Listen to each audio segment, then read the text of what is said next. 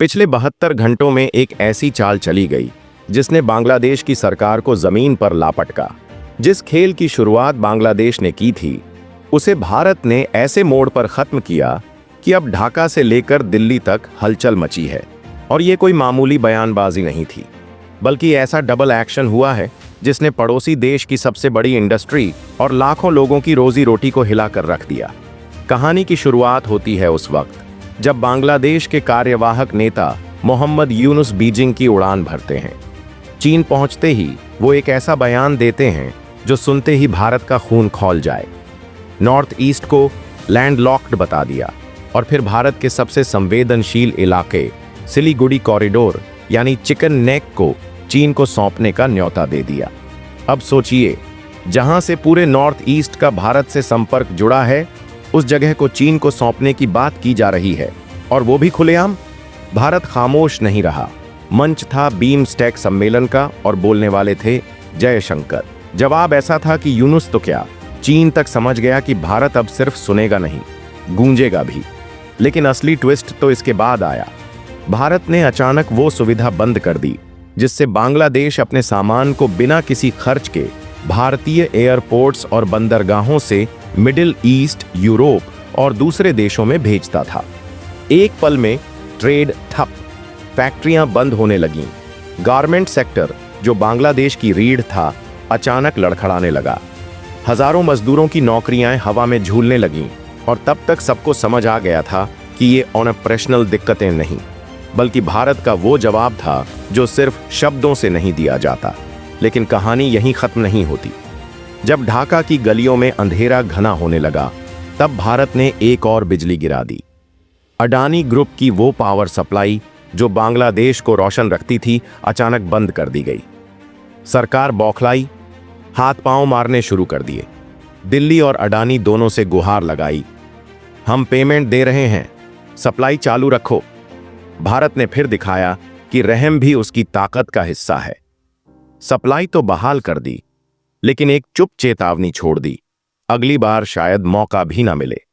और फिर जैसे हालात पहले ही खराब थे, यूनुस सरकार ने एक और गलती कर दी। भारत से जो रॉ मटेरियल फैक्ट्रियों को मिलता था उस पर बैन लगाया और पाकिस्तान से मंगवाने की जिद पकड़ ली। लेकिन व्यापारियों ने विरोध कर दिया, महंगा पड़ेगा, घटिया माल मिलेगा, हमारी इंडस्ट्री तबाह हो जाएगी। और वही हुआ, हालत और बुरी हो गई।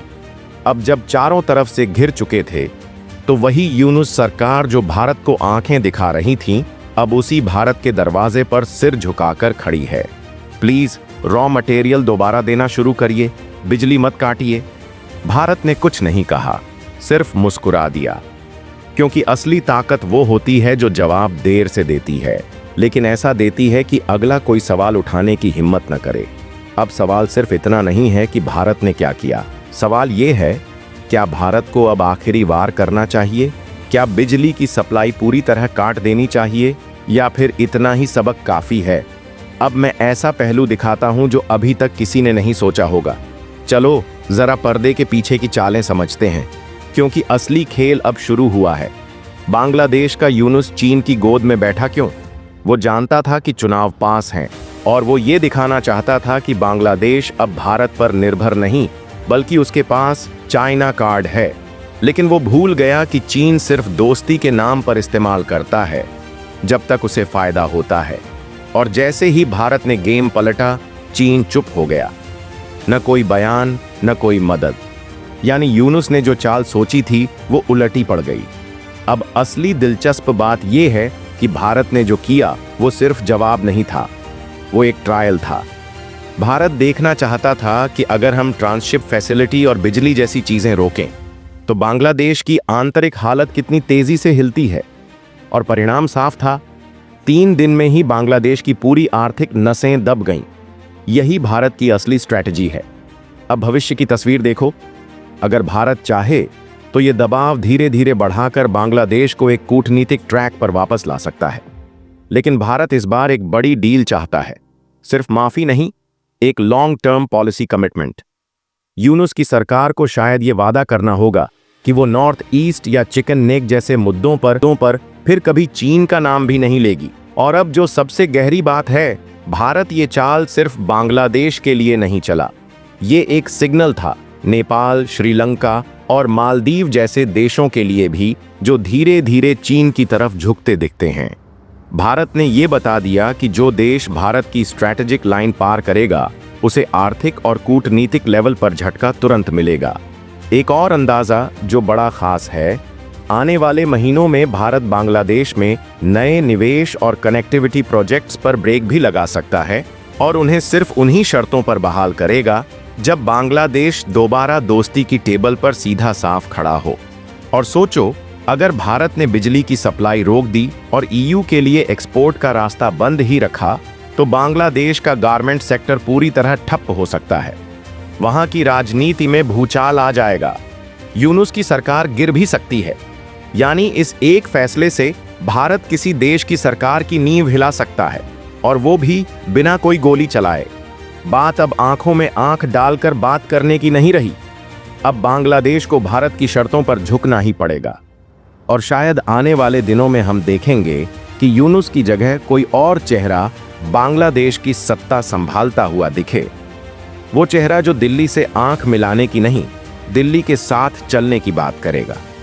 अब यही है असली पावर, जब दुश्मन को हराने के लिए तलवार नहीं, सिर्फ सप्लाई रोकनी पड़े। बांग्लादेश अब दो रास्तों पर खड़ा है। एक तरफ झुकी हुई कमर के साथ भारत के साथ वापस रिश्ता जोड़ने की मजबूरी, दूसरी तरफ घरेलू राजनीति में उठता विरोध, जो किसी भी वक्त बवंडर बन सकता है। भविष्य में सबसे बड़ा बदलाव बांग्लादेश के अंदर से ही आएगा। जनता का गुस्सा सिर्फ भारत से कटे एक्सपोर्ट या बिजली पर नहीं होगा, बल्कि यूनुस की विदेश नीति की मूर्खता पर होगा। इंडस्ट्री लॉबी, खासकर गारमेंट सेक्टर के बड़े व्यापारी, अब सरकार पर दबाव बनाएंगे कि भारत से फिर रिश्ते सुधारे जाए। इस दबाव के चलते बांग्लादेश की सरकार में अंदरूनी दरारें पड़ सकती हैं, और ये दरार इतनी गहरी हो सकती है कि चुनाव से पहले ही कोई नया नेता भारत समर्थक चेहरा लेकर सामने आ जाए। अब भारत की ओर देखो, भारत इस पूरे घटनाक्रम को एक दीर्घकालीन रणनीति में बदलने वाला है। अब सिर्फ ट्रांसशिप फैसिलिटी या बिजली की बात नहीं होगी, भारत आने वाले दिनों में नई कंडीशन सेट करेगा, जिसमें यह भी हो सकता है कि बांग्लादेश को अपनी चाइना पॉलिसी पर लिखित भरोसा देना पड़े कि वो भारतीय सुरक्षा और स्ट्रैटेजिक इंटरेस्ट के खिलाफ कोई कदम नहीं उठाएगा।